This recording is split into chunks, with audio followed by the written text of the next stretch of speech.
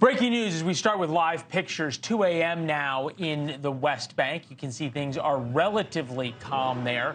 Once again, we have no idea if Hamas will release another round of hostages tomorrow to extend the ceasefire. News on that as it happens. We also don't know if Israel will restart its campaign to destroy Hamas come sunup. Today, Israel got another round of hostage releases. With that, we welcome you to the Ferris Show on television. First tonight, moral clarity. Few issues require moral clarity like supporting Israel's right to defend itself and destroy Hamas. The ceasefire demanded by America's left has allowed Hamas time to rearm and regroup for the next fight. Hamas does not want peace. We know that. If for no other reason than they keep telling us. The Hamas leader in Gaza today quoted as saying the leaders of the occupation should know October 7th was just a rehearsal.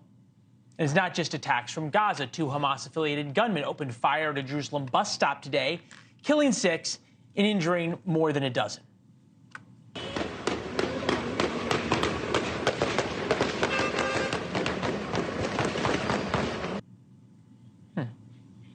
Yet President Biden and his team continues to pressure Israel not to restart the war and say that Israel must change its tactics if they do. This attack took place while the Secretary of State of the United States was in Jerusalem, and this is what Antony Blinken had to say just a few hours ago. The massive loss of civilian life and displacement of the scale that we saw in northern Gaza not be repeated in the south.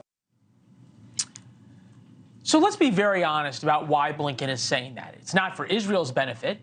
Antony Blinken nor Joe Biden really care that much about the Palestinians. They certainly didn't care about the Palestinians for the past 3 years. They don't now. This is about Biden's domestic political survival, pure and simple.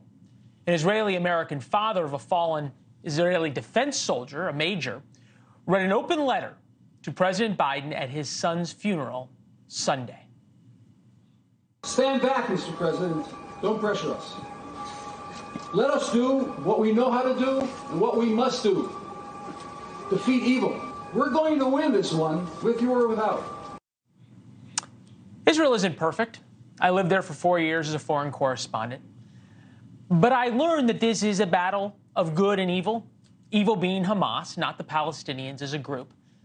But 75% of Palestinians support the October 7th attacks. That includes Hamas roasting babies in ovens. And it's Palestinians cheering the released Israeli hostages as Hamas hands them over to the Red Cross. It's Palestinian civilians throwing rocks and beating on the Red Cross cars as they take the hostages to safety.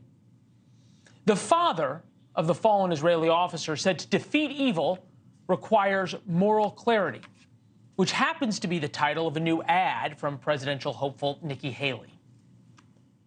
A president must have moral clarity and know the difference between good and evil.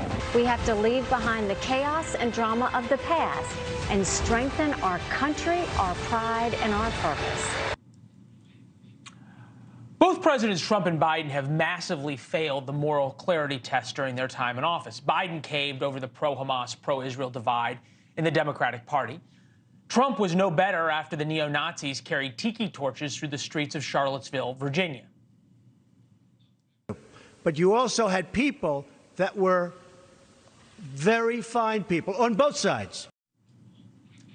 How can we forget? Biden and Trump appear to be birds of a feather. They promise moral clarity, but when tested, they choose political survival. Who knows if Haley would be any different if she was president, but she is right.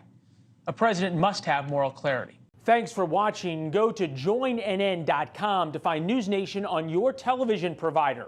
And don't forget to click the red subscribe button below to get more of NewsNation's fact-driven, unbiased coverage.